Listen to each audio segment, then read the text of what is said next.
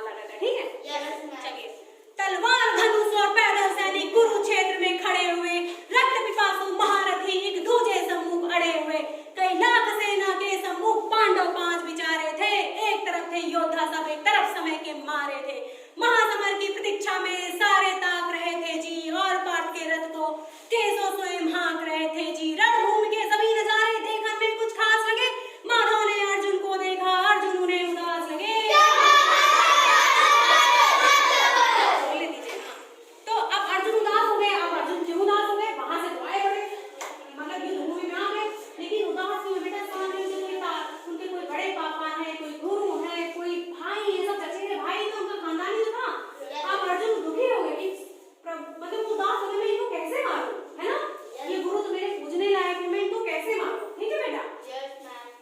तो रणभूमि के सभी नजारे देखने में कुछ खास लगे, माधव ने अर्जुन को देखा, अर्जुन उन्हें उदास लगे, अर्जुन उन्हें उदास लगे, कुरुक्षेत्र का महासमर एक पल में तभी सजा डाला, 5 चंड उठा कृष्ण ने मुख से लगा बजा डाला, हुआ शंखनाद जैसे ही सबका गर्जन शुरू हुआ, रक्त बिखरना हुआ शुरू और सबका मर्दन शुरू हुआ, सबका मर्दन शुरू हुआ।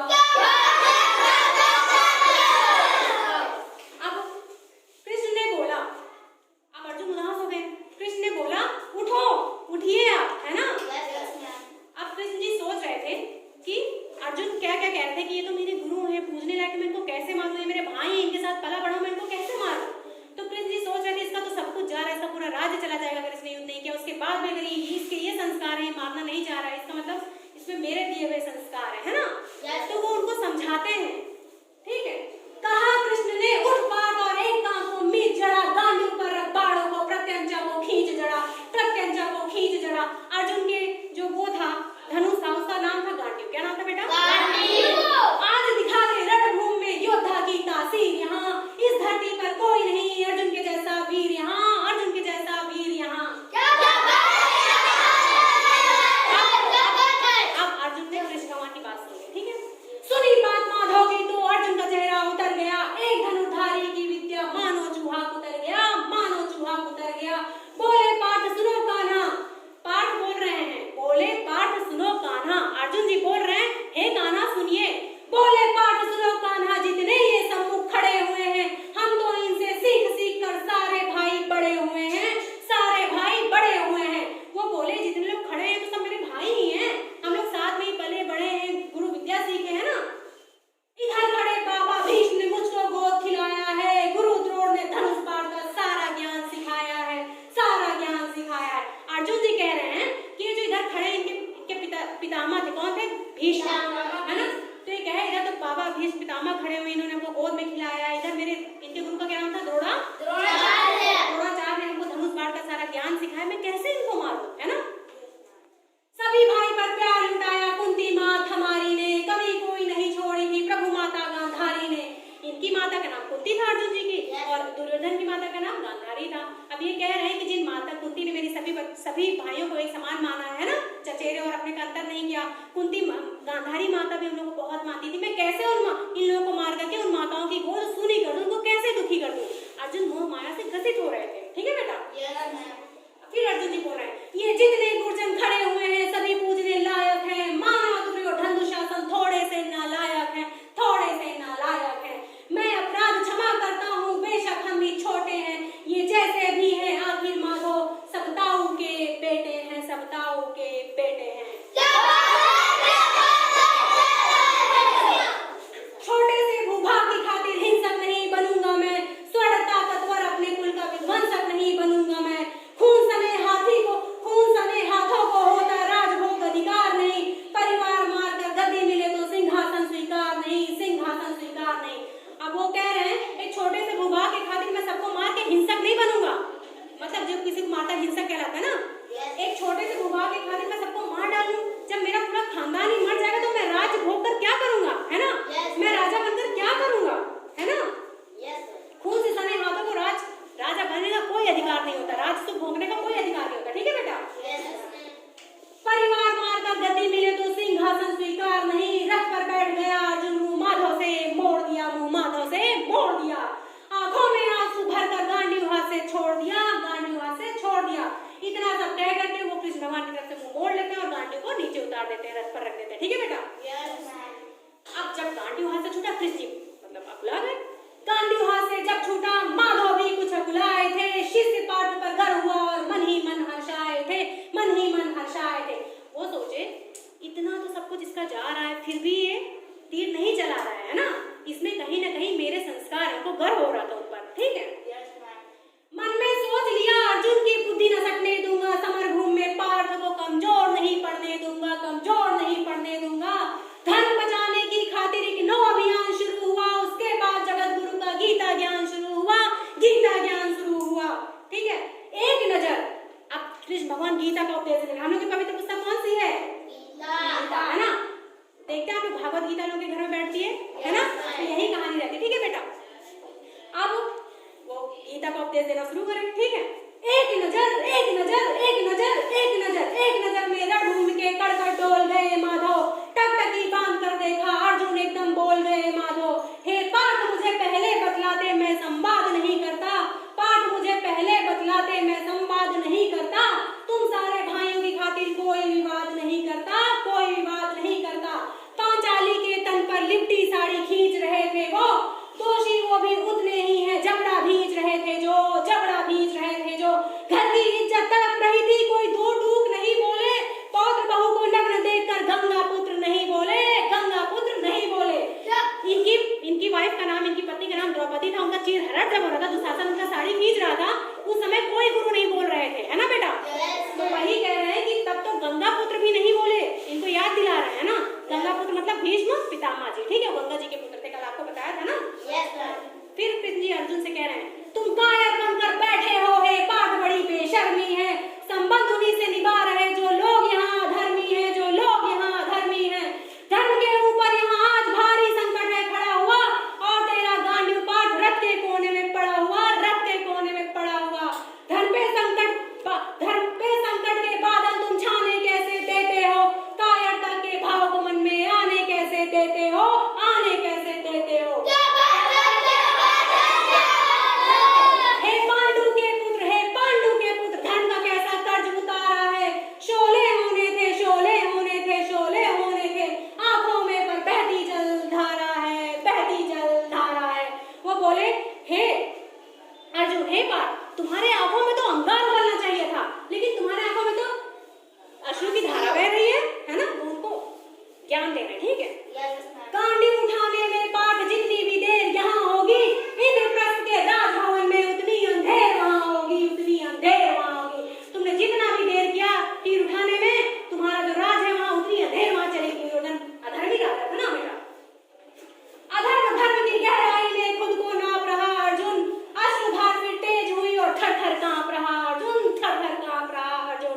हे केशव, ये रक्त स्वयं का पीना नहीं सरल होगा, और विजय यदि हुए हम जीना नहीं सरल होगा, जीना नहीं सरल होगा। हे माधव, मुझे बतलाओ, कुलनाशक कैसे बन जाऊं, रक्त सिंहासन लाशों पर मैं शासक कैसे बन जाऊं।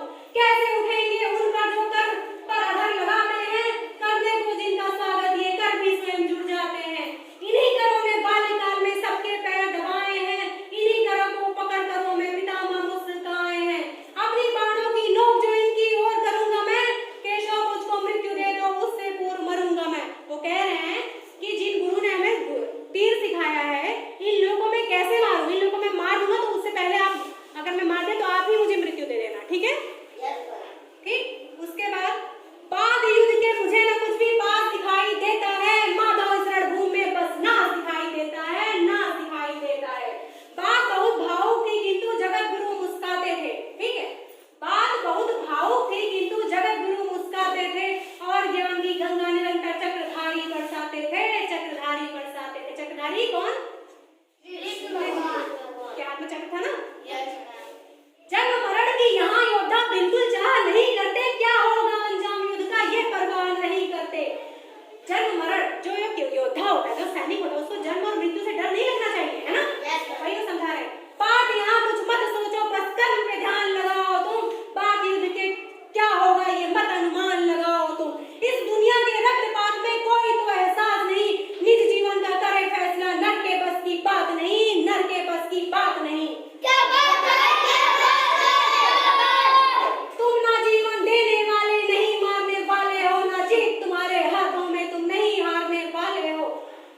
जीवन दीपक की भांति यूं ही चलता रहता है, पवन वेग से बुझ जाता है, वरना चलता रहता है, वरना चलता जलता रहता है।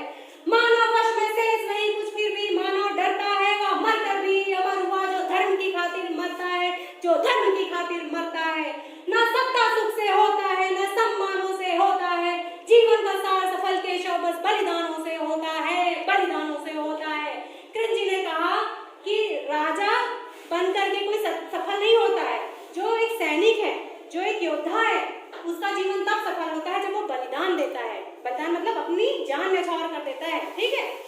देहदान योद्धा ही करते हैं, न कोई दूजा जाता है, रणभूमि में वीर मरे तो शव भी पूजा जाता है, शव भी पूजा जाता है। देहदान, देह मतलब शरीर, शरीर का जो दान करता कौन करता है? योद्धा ही तो करते हैं, जैसे अपने फौजी लोग भी तो करते हैं, है ना। रणभूमि में जो मरे, रणभूमि युद्ध की भूमि में जो मरे तो उस लाश को भी पूजा जाता है। देखते नहीं, तिरंगा में लिपटी हुई लाश आती है सैनिकों की, है ना। योद्धा की प्रवृत्ति जैसे खोटे शस्त्र बदलती है, वैसे मानव की दिव्य आत्मा दैहिक वस्त्र बदलती है, दैहिक वस्त्र बदलती है। जैसे हम लोग एक कपड़ा पुराना हो जाता है, नया कपड़ा पहनते हैं ना, वैसे ये शरीर हमारा मर जाता है, लेकिन क्या आत्मा मरती है? नहीं मरती है। आत्मा अजर और अमर है ना।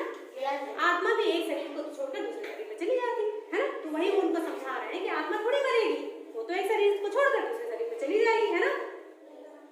कान्हा तो सादा नर को मन के उद्गार बताते थे, इस दुनिया के खातिर ही गीता का सार बताते थे, गीता का सार बताते थे। हे केशव कुछ तो समझ गया पर कुछ कुछ असमंजस में हूँ, इतना समझ गया कि मैं ना स्वयं के बस में हूँ।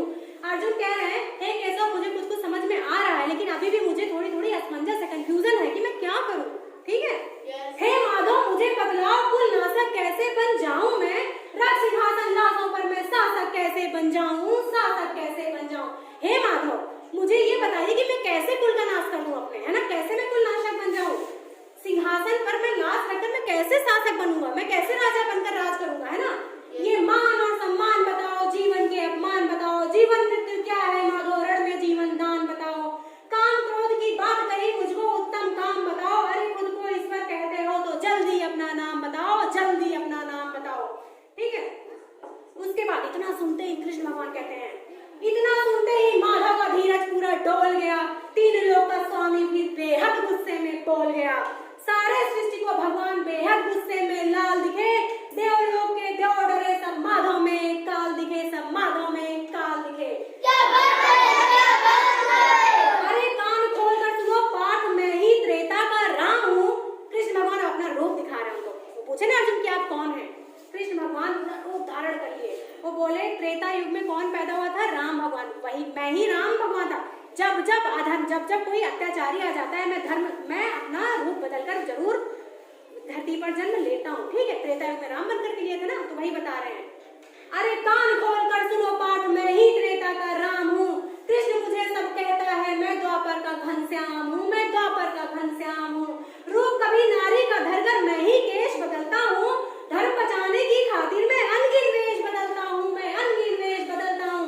रूप कभी नारी का रूप धर करके, कभी किस चीज का रूप धर करके ना, मैं धर्म को बचाने हमेशा उतार लेता हूँ धरती पर, ठीक है बेटा। विष्णु जी का दसम रूप मैं परशुराम मत वाला हूँ, नाग कालिया के फन पे मैं मर्दन करने वाला हूँ, मैं मर्दन करने वाला हूँ। विष्णु जी का दसवां रूप कौन था? परशुराम जी थे। कहानी आप लोग को बताए थे, सबका गला काट दे रहे थे ना बेटा। और देखे थे ये जब गेंद खेलने गए थे, गेंद इनकी पानी में चली गई थी, नाग कालिया नाग पर बन करके बैठ कर गए थे ना, नाग का अंत किए थे, वही कह रहे हैं, नाग कालिया के फन पे मैं मर्दन करने वाला हूँ।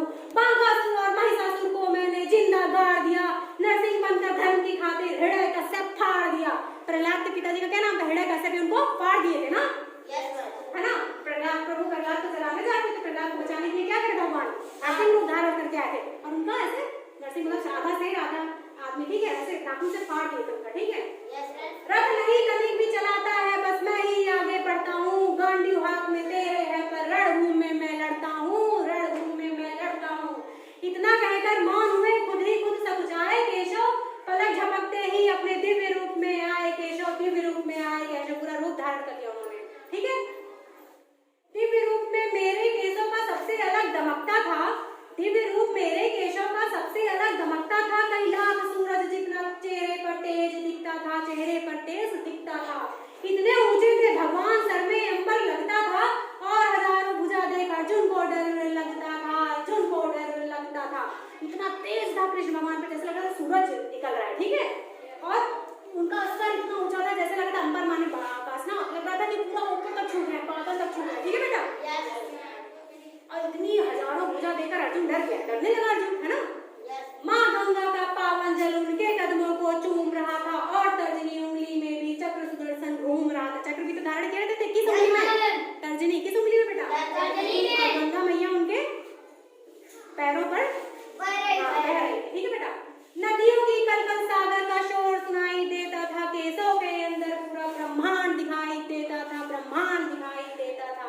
जैसे ही मेरे माधव का कद थोड़ा सा बड़ा हुआ, सहमा सहमा सा अर्जुन एकदम रथ से खड़ा हुआ। अर्जुन के अंदर जोश आ रहा है, ठीक है।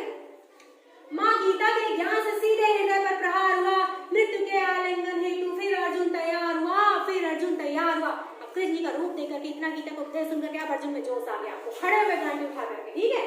जो कृष्ण भगवान ने गीता का ज्ञान दिया था उनके सीधे हृदय पर एकदम एकदम जोश नहीं बढ़ जाता है। जैसे फौज की पिक्चर देखो, जोश बढ़ जाता है, हमें भी फौज में जाना है ना, क्यों नहीं। मैं धर्म पूजा का वाहक हूँ, कोई मुझको मार नहीं सकता। जिसके रथ पर भगवान हो वो युद्ध हार ही नहीं सकता, वो युद्ध हार नहीं सकता। जितने यहाँ अधर्मी हैं चुन चुन कर उन्हें सजा दूंगा। इतना रक्त बहाऊंगा, धरती की प्यास बुझा दूंगा, धरती की प्यास बुझा दूंगा। अर्जुन की आंखों में धर्म का राज दिखाई देता था। पार्थ में केशव को बस यमराज दिखाई देता था, यमराज दिखाई देता था।